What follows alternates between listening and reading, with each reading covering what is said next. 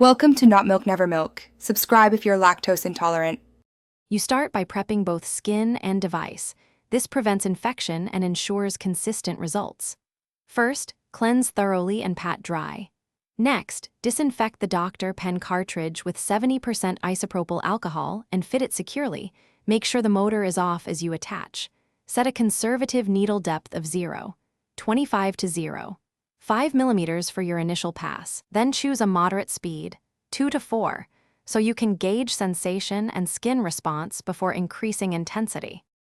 Once you begin, move methodically over the face or target area. Doing 1 to 2 centimeter sections keeps work precise and safe.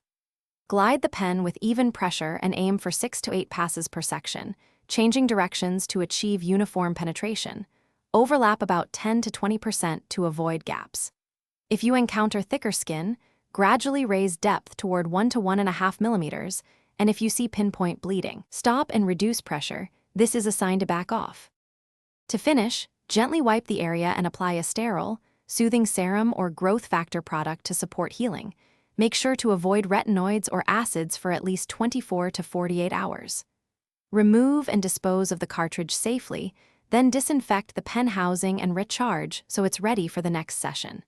If you experience sharp pain, excess swelling, or ongoing bleeding, reduce needle depth and speed immediately, and consult a trained professional if problems persist or signs of infection appear.